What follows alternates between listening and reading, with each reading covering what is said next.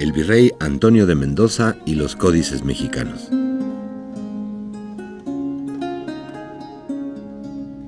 La tradición que los mesoamericanos tenían de conservar la memoria de acontecimientos y de otra información relevante mediante códices no desapareció por completo tras la conquista armada y la colonización del México antiguo.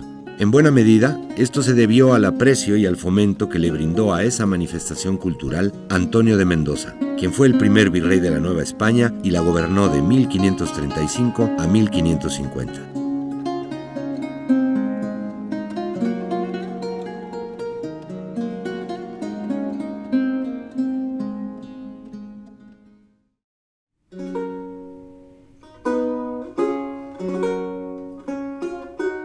Antonio de Mendoza, virrey mecenas.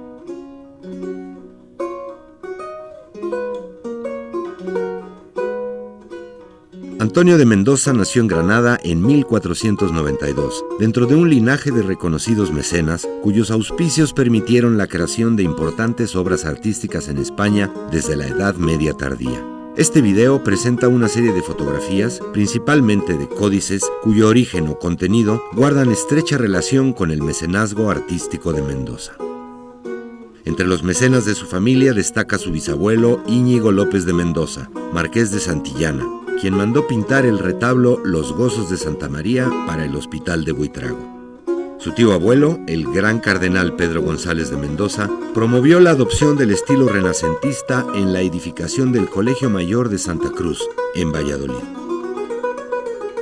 Su padre, Íñigo López de Mendoza, su hermano Diego Hurtado de Mendoza y su prima Mencía de Mendoza y Fonseca también son reconocidos por su relación con pintores como Tiziano.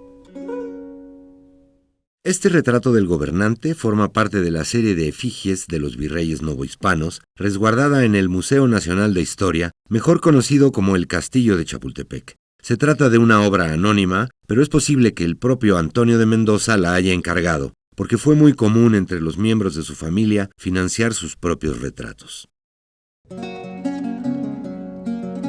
Un testimonio de la educación humanista que Antonio recibió del italiano Pedro Mártir de Anglería en su niñez y adolescencia es la portada de un ejemplar del Tratado sobre Arquitectura de Leone Battista Alberti. Como lo certifica su firma en esta página, aunque aparece tachada, este volumen perteneció al virrey Mendoza y constituyó la base de los múltiples proyectos urbanísticos que él promovió. La siguiente imagen corresponde a la Relación de Michoacán, que fue redactada por el franciscano Jerónimo de Alcalá entre 1539 y 1541. Incluye 44 pinturas realizadas por artistas indígenas. Es una obra encargada personalmente por el virrey Mendoza, como se señala expresamente en el prólogo y en el título. Relación de las ceremonias y rictos y población y gobernación de los indios de la provincia de Michoacán, hecha al ilustrísimo señor don Antonio de Mendoza, virrey y gobernador de esta Nueva España por su majestad, etc. La portada nos muestra al fraile entregando la obra al virrey. Otro de los encargos de Antonio de Mendoza fue el Códice Mendocino, que lleva su nombre. Esta obra se terminó de elaborar hacia 1547 y está conformada por 71 folios. La calidad pictórica de su primera lámina es una prueba de la exigencia estética que caracterizó al virrey. Aunque contiene principalmente información tributaria solicitada por Carlos V, al menos dos de sus rasgos sobresalientes deben atribuirse a Mendoza. Por un lado, el hecho de que se trate de una obra pictográfica en lugar de un simple texto alfabético, y por otro, el hecho de que incluya información etnográfica en la parte final. Entre los usos y costumbres de los indígenas representados en el códice, destaca precisamente el de la producción de documentos pictográficos.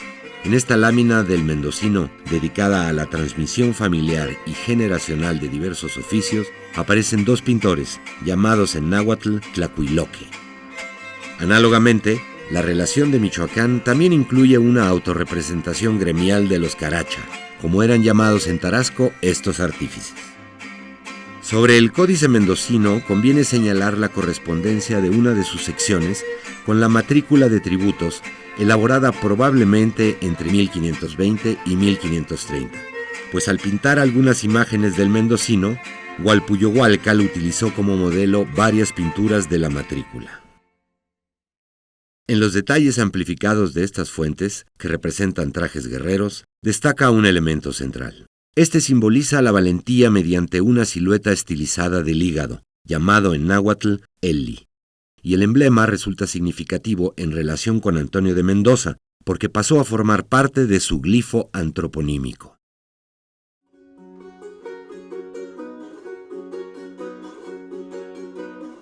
El colegio auspiciado por el virrey Mendoza. La siguiente sección se concentra en 3 pictografías asociadas al Colegio de la Santa Cruz de Santiago Tlatelolco. La relación entre ellas y Antonio de Mendoza estriba en que el virrey fue fundador y sostén económico de esta institución. Debido a la gran calidad estética de dichos códices, el historiador del arte Donald Robertson no dudó en comparar al Colegio Tlatelolca con la Academia Florentina y al primer virrey con Cosme de Medici, gran duque de Toscana. El primero de estos documentos pintados es el mapa de Uppsala, probablemente elaborado en el colegio hacia 1550 por mandato del virrey Mendoza. El segundo es el librito de las hierbas medicinales de los indios, que data del año 1552. Fue dedicado a Antonio de Mendoza y a su hijo Francisco por uno de sus autores, el médico indígena y maestro del colegio Martín de la Cruz. El tercer documento es el Códice de Tlatelolco realizado hacia 1560. Las 2 primeras secciones de este códice son particularmente relevantes porque contienen 5 representaciones diferentes de Antonio de Mendoza. En cada una de ellas se indica la identidad del personaje mediante un glifo, que también presenta variantes. En la primera sección del Códice de Tlatelolco, Antonio de Mendoza figura como un caudillo ecuestre, a la usanza clásica. Aparece al frente de su ejército en la guerra del Mixtón. En este caso, el glifo que lo identifica significa simplemente Virrey Antonio, e incluye el dibujo del hígado, que simboliza la valentía. En la segunda sección se representa a Antonio de Mendoza 4 veces. Una mediante una pequeña cabeza de perfil que aparece asociada al topónimo de Huastepec, con una serie de huellas de pie. Esto alude a su regreso a la Ciudad de México después de una estancia en esa localidad. En las siguientes 3 imágenes, Mendoza se representa sentado sobre una silla española para indicar su autoridad. En el pecho lleva la cruz roja de los caballeros de la Orden de Santiago. La última representación de Antonio de Mendoza en esta sección del Códice de Tlatelolco está relacionada con el final de su gobierno en Nueva España, pues incluye una serie de huellas dirigidas hacia el topónimo de Pelol, o Perú, hacia donde partió Mendoza para desempeñarse a sí mismo como virrey. Al realizar estos códices, los pintores indígenas se enfrentaron a la tarea de reproducir la fonética castellana, valiéndose de determinados símbolos y vocablos de las lenguas indígenas. Esto resulta muy ilustrativo en el ejercicio hecho para transcribir el apelativo del virrey de Mendoza, ya que del mismo se crearon 5 versiones. El punto de partida de estas variantes fue la simbolización de 7 conceptos nahuas. Estos son Ixtli, que significa ojo, Etl, que es frijol, Elli, que corresponde a hígado, Atl, que equivale a agua, Tototl, que se traduce como ave, Tetl, que en español se dice piedra, y Tosan, que es el nombre náhuatl de la tusa. La clave para su lectura es la pronunciación sucesiva de sílabas distintivas de esas palabras nahuas. El resultado de esta especie de transcripción se halla en la frase Ixeei atoto tetosan, que imita la fonética correspondiente a Visorrey Antonio Mendoza. Sin embargo, solo 2 de los 5 glifos contienen todos esos elementos. Otro personaje protagónico de este códice es el cacique tlatelolca Diego de Mendoza y Maullantzin, al que también se representa varias veces. Ya en la primera lámina aparece su retrato, ejecutado de manera magistral. Está sentado sobre una silla española y ocupa un lugar prominente. En torno a este personaje se han formulado varias hipótesis complementarias que lo señalan como uno de los beneficiarios del mecenazgo mendocino. Una de ellas lo identifica como el autor intelectual del Códice de Tlatelolco. Otra supone que por su mandato, este documento se elaboró en el Colegio de la Santa Cruz. Y la última infiere que el virrey Mendoza fue su padrino político. Debido a que ambos gobernantes comparten el apellido, es comprensible que los glifos utilizados para señalarlos tengan elementos comunes. Ellos son el símbolo de una piedra y la imagen parcial de una tusa. Su lectura sería Tetosan, como aproximación acústica a Mendoza. Algo semejante sucede con el nombre de otro personaje que aparece en el mismo códice, el fraile homónimo Diego de Mendoza, quien fue guardián del convento de San Francisco el Grande de México, y cuyo apellido también está representado mediante el símbolo de Tetl, piedra en náhuatl, y la imagen de una cabeza de tusa. Continuando con esta serie de imágenes, vemos 4 folios del volumen sobre herbolaria, redactado en náhuatl por Martín de la Cruz y traducido al latín por Juan Badiano. 2 folios contienen el prólogo. Son significativos porque registran la primera mención explícita del carácter mecénico de Antonio de Mendoza, pues el siguiente reconocimiento abierto de su mecenazgo no ocurrió sino hasta después de 4 siglos, cuando en 1959 lo formuló el mismo Donald Robertson. A manera de dedicatoria a Francisco de Mendoza, hijo del virrey, el autor dice aquí: no puedo, con palabras, expresar cuánto tu padre, varón muy cristiano y piadoso, me ha favorecido, más que cualquier otro, pues lo que soy, lo que poseo y lo que tengo de fama, a él se lo debo. No encuentro nada con que pueda igualar o comparar su beneficencia. Infinitas gracias podré dar a mi mecenas, mas no las que serían necesarias, por lo cual, en cuanto valgo, a él me ofrezco, dedico y consagro como su esclavo. Los otros folios del herbario que se muestran contienen recetas curativas y dibujos a color de sus ingredientes vegetales. El esmero de la caligrafía es igualmente notable, y en la composición de la página pueden apreciarse algunos parámetros estéticos típicos del Renacimiento. Por ejemplo, la adecuación a un canon para lograr unidad y armonía entre todas las partes. En este caso, la integración se obtiene mediante el trazado de márgenes rojos y la distinción nítida entre los espacios destinados al texto y los reservados a las pinturas. Del mismo herbario vemos un fragmento con trazos parecidos a los del mapa de Úpsala. Para evidenciar las semejanzas se exhiben conjuntamente detalles de los 2 códices. Aunque los códices son a color, la reproducción del mapa se pone en blanco y negro para mejorar el contraste. Comparando sus rasgos lineales, se puede apreciar en ambos detalles un juego a base de ondulaciones y bifurcaciones, aunque en el mapa representan canales de agua y en el herbario tallos silvestres. También se advierte cierta afinidad en la distribución saturada, aunque equilibrada, de elementos vegetales. En un caso representan árboles y en el otro hojas y flores. Otra sección importante del mapa de Úpsala, que representa a la ciudad de México Tenochtitlan y sus contornos, es la que plasma el barrio de Tlatelolco, porque la iglesia y el convento de Santiago que figuran en ella fueron pintados en una escala mayor, y debido a este aumento singular, se cree que el mapa fue hecho en el Colegio de la Santa Cruz, que se hallaba anexo a ese convento.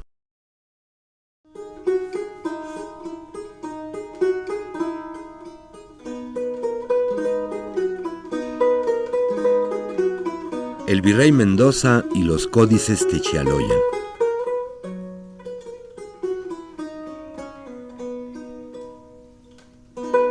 La tercera sección exhibe reproducciones de fuentes del siglo XVII, pertenecientes a un tipo de códices que Federico Gómez de Orozco denominó Techialoyan.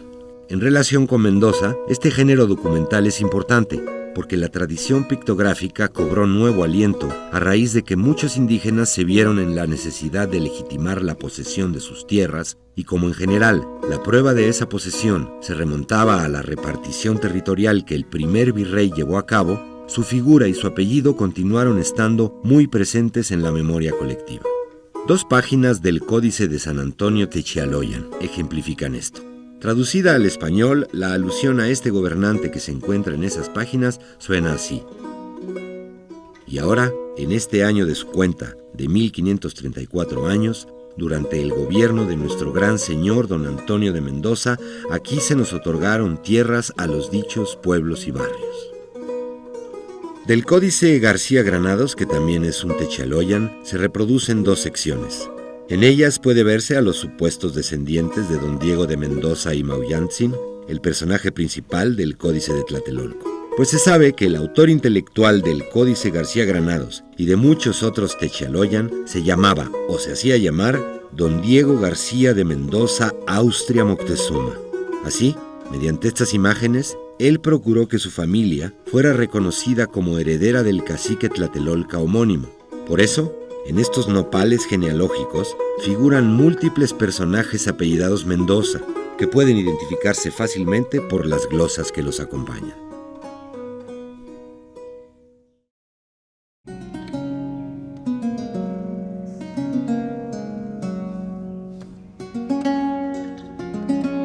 Antonio de Mendoza en el lienzo de Tlaxcala.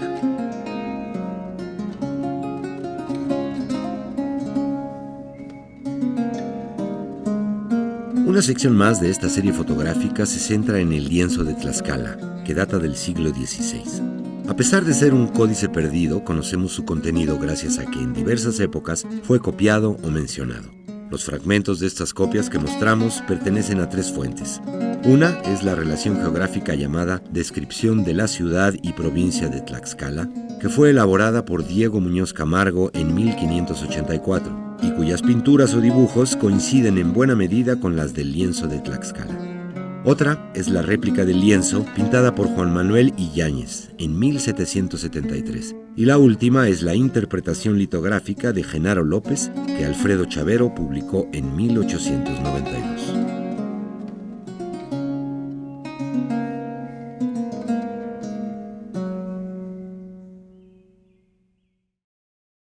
De la obra de Muñoz Camargo se exhiben primero 8 pinturas. 4 muestran a los principales señores tlaxcaltecas sentados ante sus casas respectivas. Según lo indican sus insignias y las glosas, ellos son Citlalpopocatzin, Tlehuexolotzin, Maxixcatzin y Xicoténcatl. Otras 2 pinturas recrean las primeras predicaciones evangélicas en Tlaxcala y en Nueva España, ante las casas de los mismos señores. Estas 6 imágenes se incorporaron posteriormente, junto con otros elementos, en las complejas composiciones que Yáñez y López incluyeron al inicio de sus respectivas versiones del lienzo. Las últimas 2 pinturas de la descripción de Muñoz Camargo corresponden a planos representativos de las primeras obras públicas erigidas en Tlaxcala, las llamadas Casas Reales y el Convento de San Francisco. Ambas edificaciones se relacionan con el urbanismo renacentista de Antonio de Mendoza, porque durante su gobierno se logró un avance notable en la construcción y porque probablemente desde un inicio se proyectó la realización de varios murales al interior de algunos de los recintos esbozados en los mapas. Gracias al texto de Muñoz Camargo, se sabe además que la mayoría de las escenas que llegaron a plasmarse en esos murales coincidía con las del lienzo de Tlaxcala. Del llamado cabezal del lienzo de Tlaxcala vale la pena señalar una escena que Yáñez y López incluyeron en sus respectivas versiones, pero que Muñoz Camargo no incluyó en la suya, porque representa precisamente a Antonio de Mendoza sentado. Tanto Yáñez como López lo pintaron así al principio de su composición, junto al escudo de Tlaxcala. Pero el primero agregó una glosa en español para identificar al personaje y el segundo no. De todas formas, en los 2 casos puede reconocerse la figura sedente del primer virrey, porque lleva en el pecho la cruz roja de la Orden de Santiago. El escudo de Tlaxcala, junto al que Mendoza reposa, ocupa el centro, tanto en la versión del cabezal del lienzo de Yáñez como en la del cabezal del lienzo de López. La forma del blasón en estas versiones imita la del escudo pintado en la Real Cédula de la fundación de la ciudad de Tlaxcala, documento que Diego Maxixcatzin obtuvo en España de la reina Juana y de su hijo Carlos. Como descendiente de uno de los primitivos 4 señores de Tlaxcala, Diego Maxixcatzin también figura en el lienzo. Sin embargo, la alusión a este personaje obedece a que al traer a Nueva España esa cédula, el indígena tlaxcalteca viajó en la misma flota en que Antonio de Mendoza vino para fungir como virrey. Entre las numerosas escenas bélicas que aparecen en las 3 versiones principales del lienzo de Tlaxcala, existen 15 que también incluyen efigies de Antonio de Mendoza. En ellas aparece como caudillo, cabalgando en la guerra del Mixtón, igual que al principio del Códice de Tlatelolco. En las glosas de estas escenas se dan los nombres de los lugares de Nueva Galicia, en los que bajo su mando, los tlaxcaltecas lucharon al lado de los españoles y de otros guerreros indígenas.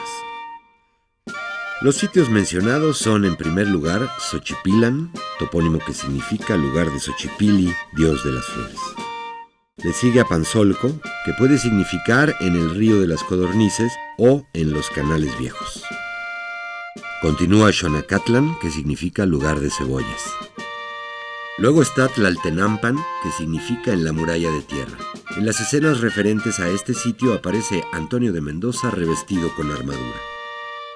El último sitio se llama Tonanicacan, topónimo que significa donde está en pie nuestra madre.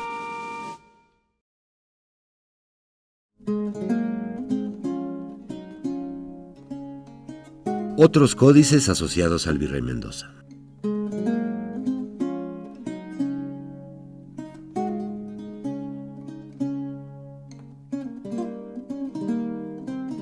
Para terminar, se muestran 8 efigies más del virrey Antonio de Mendoza. 7 provienen de fuentes novohispanas distintas de las ya mencionadas. Ellas son la pintura del pleito entre Tepexpan y Temascalapa, el códice en cruz, el códice teleriano remensis, el códice mexicanus, el códice Oban, la tira de Tepexpan y el códice de Santa Anita Zacatlalmanco. La octava efigie proviene de una obra peruana. En la mayor parte de estos códices mexicanos, la imagen del primer virrey se adecua al prototipo de autoridad sedente. Sin embargo, en 2 de ellos el gobernante figura de pie, y en otros 2 se le representa mediante un busto. Casi todas estas imágenes van acompañadas de glifos antroponímicos. En 3 de esos glifos, el apellido Mendoza está representado mediante los dibujos de una tusa y de un maguey, que en náhuatl se dice metl, en lugar de estar representado mediante los dibujos de una tusa y de una o varias piedras. La última imagen que se muestra en la exposición fue hecha en el Virreinato del Perú, donde Antonio de Mendoza gobernó desde 1551 hasta su muerte, acaecida al año siguiente. Es un dibujo que forma parte de la obra de Felipe Guamán Poma de Ayala, intitulada El primer Nueva Corónica y Buen Gobierno, que data de 1615. Gracias a ella, sabemos que el interés por dejar un registro plástico del virrey mecenas Antonio de Mendoza no solo trascendió su época, sino también las fronteras novohispanas.